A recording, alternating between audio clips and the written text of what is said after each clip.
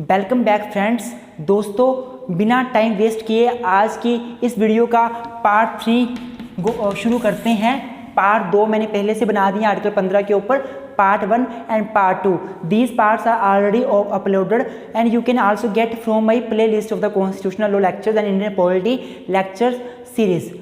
आज part 3 discuss करेंगे। Part 2 और पार्ट 1 में मैंने आर्टिकल 15 का क्लोज 1, क्लोज 2, क्लोज 3, क्लोज 4 ये सभी डिस्कस कर दिए हैं। आज हम पढ़ेंगे 15 क्लोज 5।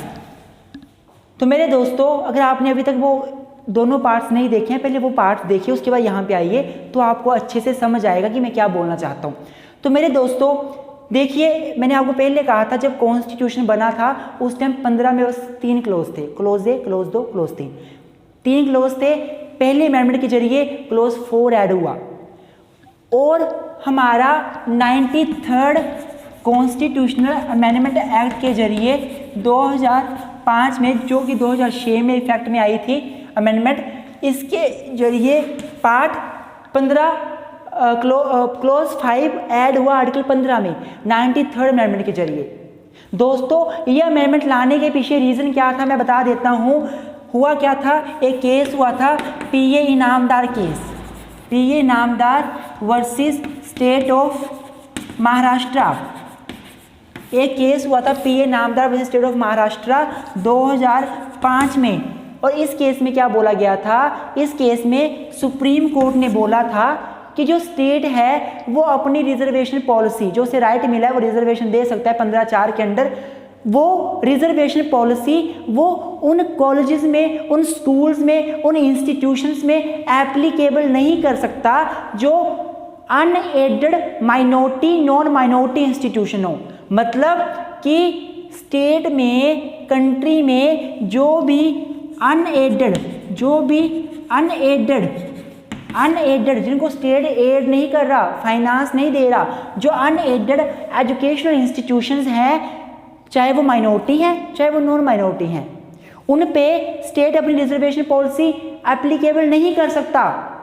पर मेरे दोस्तों, स्टेट चाहता था वो रिजर्वेशन पॉलिसी अपनी स्टेट एडेड, अनएडेड सभी एजुकेशनल इंस्टीट्यूशन में लागू करे।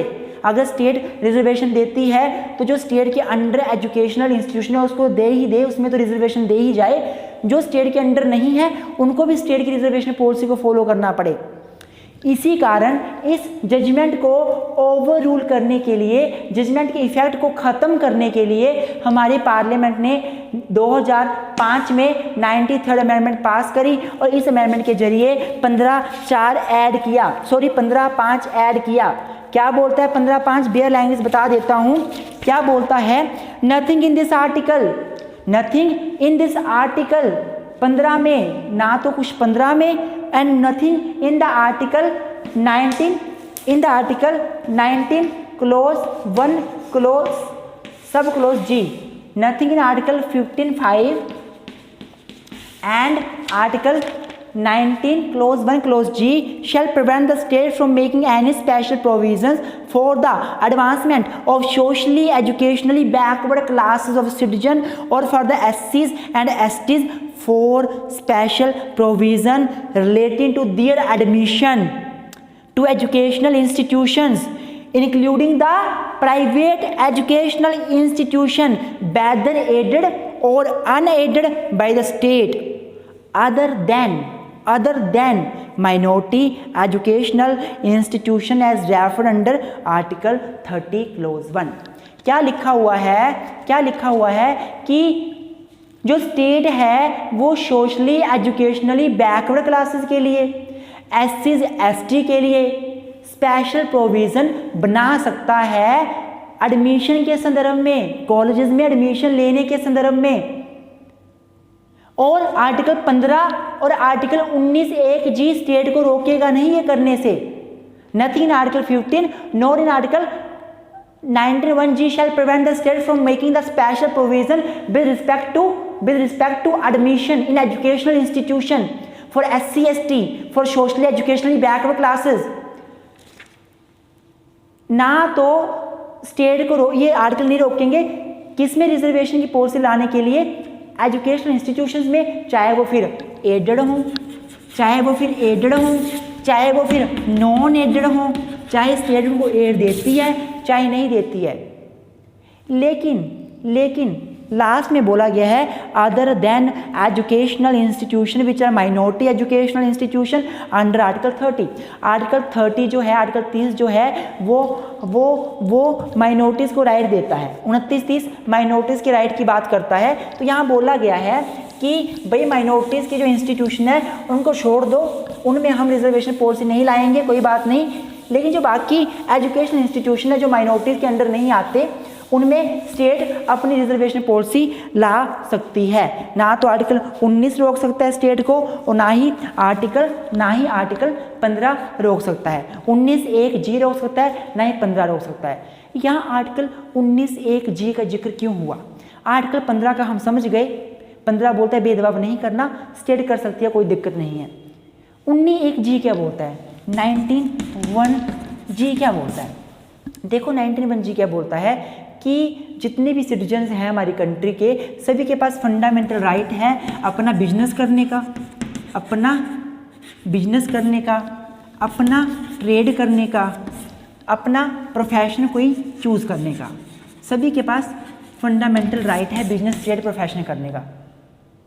अब कोई भी व्यक्ति जो प्राइवेट एजुकेशनल इंस्टीट्यूशन का मालिक है, कोई भी व्यक्ति जो अनएडेड एजुकेशनल इंस्टीट्यूशन का मालिक है, वो आर्टिकल 19(1)(g) का सहारा नहीं ले सकता कि मेरा ट्रेड करने का राइट है और स्टेट मेरे अंडर रिजर्वेशन पॉलिसी एप्लीकेबल करके मेरे इस राइट को ख़त्म कर रही है। मेरा प्रोफेशन करने का राइट है, मेरा बिजनेस करने का राइट है, और मैं एजुकेशनल इंस्टीट्यूशन को खोल रहा हूँ। मैंने एजुकेशनल इंस्टीट्यूशन खोला है, अपने पैसे से खोला है, विदाउट स्टेट की एड के खोला है, और स्टेट फिर भी मुझे रिजर्वेशन पॉलिसी मेरे अंडर डाल रही है, मुझ पर एप्लीकेबल कर रही है, जो कि fundamental right under article 19(1)(g) के अगेंस्ट है।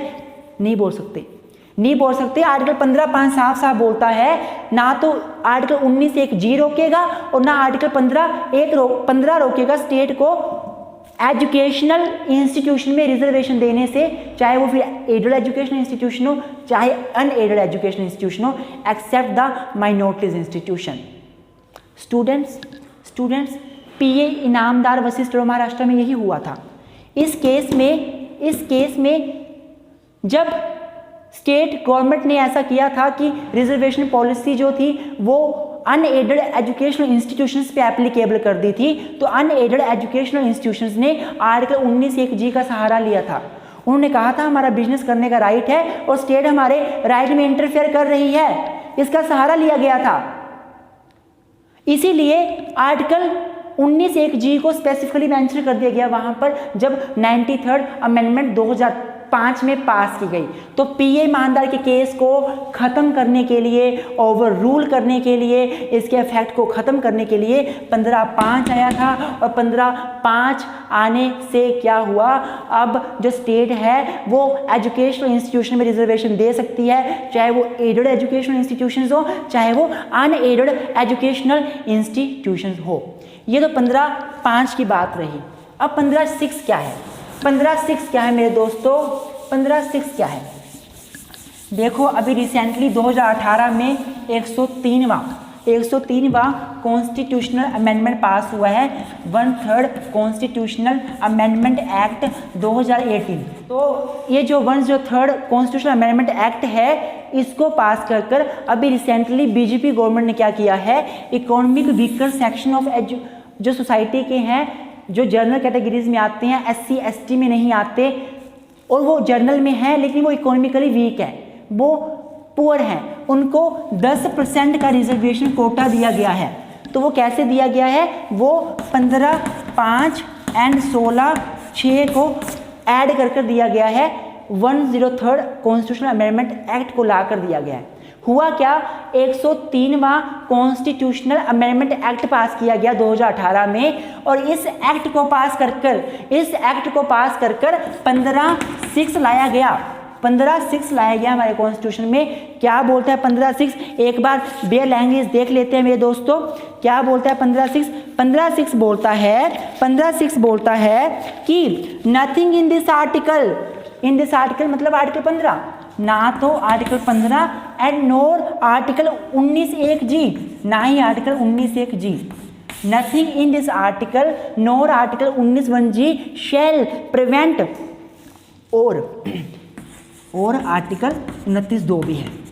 क्या बोला हुआ है कि ना तो आर्टिकल 15, ना तो आर्टिकल 19(1)(g, ना तो आर्टिकल 29(2) स्टेट को रोक सकते हैं स्पेशल प्रोविजन बनाने से for the advancement of economically weaker section of citizens other than the classes mentioned under 15(4) and 15(5)। क्या बोला इन्होंने कि 15(6) को ऐड करके क्या बोला गया, 15(6) को ऐड करके क्या बोला गया कि nothing in article 15, nothing in article 19(1)(g, nothing in article 29(2) shall prevent the state from making the special provision for economically weaker section of society from giving advancement to the economically weaker section society. कौन से section? Other than 15(4), 15(5)। क्या मतलब है? देखो, इसके जरिए ये बोला गया कि जो 15(5) में नहीं आते लोग, जिनको 15(5) की रिजर्वेशन नहीं मिलती, जो सोशली एजुकेशनली बैकवर्ड है, जो एससीज वाले हैं, जो एसटी वाले हैं, जिनको 15(5) में रिजर्वेशन नहीं मिलती, जिनको 15(4) में रिजर्वेशन नहीं मिलती, 15(5) की जिनको प्रोटेक्शन नहीं है, 15(4) की जिनको प्रोटेक्शन नहीं है, 4th क्लॉज की, 5th क्लॉज की प्रोटेक्शन नहीं है, उनको प्रोटेक्शन 15(6) के जरिए दी गई है। वो कौन है? Economically weaker section of society. बोलने का मतलब क्या हुआ? बोलने का मतलब क्या हुआ कि जो एससी भी नहीं है, एसटी भी नहीं है, सोशली इकोनॉमिकली बैकवर्ड ओबीसी भी नहीं है, उनको रिजर्वेशन कहाँ मिलेगी? 15(6) में। वो इकोनॉमिकली वीकर हैं। शर्त यह है कि वो इकोनॉमिकली वीकर होने चाहिए, इकोनॉमिकली वीकर वो पूर्ण होने चाहिए। वो इकोनॉमिकली वीकर नहीं है, वो बेशक जनरल कैटेगरी से है, इकोनॉमिकली वीकर नहीं है, रिजर्वेशन नहीं मिलेगी। इकोनॉमिकली वीकर कैसे पता चलेगा? वो एक क्राइटेरिया फिक्स किया गया, इनकी इतनी इनकम होनी चाहिए, इतनी ज़मीन होनी चाहिए, इतनी लैंड होनी चाहिए, सारा क्राइटेरिया स्टेट गवर्नमेंट ने फिक्स किया हुआ है, स्टेट टू स्टेट वेरी करता है। तो स्टूडेंट्स 15(6) को ऐड करने का मेन उद्देश्य यही था कि जो इकोनॉमिकली वीकर सेक्शन है, जो एससी एसटी के अलावा और कोई लोग हैं जो बेशक जनरल कैटेगरी से हैं पर गरीब हैं, बेशक जनरल कैटेगरी से पर पुअर हैं, इकोनॉमिकली स्ट्रॉन्ग नहीं है, उनको रिजर्वेशन दी जा सके, 10% तक का कोटा दिया जा सके। मेरे दोस्तों मैं आपके नॉलेज के लिए आपको बताना चाहूँगा कि ये जो economically weaker section of society की रिजर्वेशन है, इसको बहुत टाइम पहले 1993 में जब मंडल कमीशन की रिपोर्ट आई थी, उसके बाद तत्कालीन गवर्नमेंट जो थी उसने इसको लागू करने की कोशिश करी थी, लेकिन उस टाइम ये रिजर्वेशन लागू नहीं हुई। उस टाइम 1993 में 1993 में ये जो इकोनॉमिकली वीकर सेक्शन को रिजर्वेशन का 10% का कोटा है, ये उस टाइम लागू नहीं हुआ था, क्योंकि ये बोला गया था कि भाई जो रिजर्वेशन दी जाती है वो पॉवर्टी ख़त्म करने के लिए नहीं है, वो पॉवर्टी इरेडिकेशन प्रोग्राम नहीं है, वो सोशली एजुकेशनली लोगों को जो बैकवर्ड है उनको आगे लाने का प्रोग्राम है, पॉवर्टी ख़त्म करने का प्रोग्राम नहीं है। पॉवर्टी को ख़त्म करने के लिए स्टेट को, गवर्नमेंट को जॉब्स देनी चाहिए, लोगों को नौकरियां दो तो पॉवर्टी ख़त्म करो, एम्प्लॉयमेंट दो, ना कि रिजर्वेशन दो। उस टाइम ये बोला गया था, नहीं दी गई थी, लेकिन 2018 में 103वां कॉन्स्टिट्यूशनल अमेंडमेंट एक्ट पास हुआ और इस अमेंडमेंट के जरिए 15(5) ऐड किया गया। बोला गया कि ना तो आर्टिकल 15, ना तो आर्टिकल 19(1)(g, ना तो आर्टिकल 29(2) स्टेट को इकोनॉमिकली वीकर सेक्शन को स्पेशल प्रोविजन बनाने से नहीं रोकेंगे ये आर्टिकल्स। आई होप आपको आर्टिकल 15(6) भी क्लियर हुआ होगा।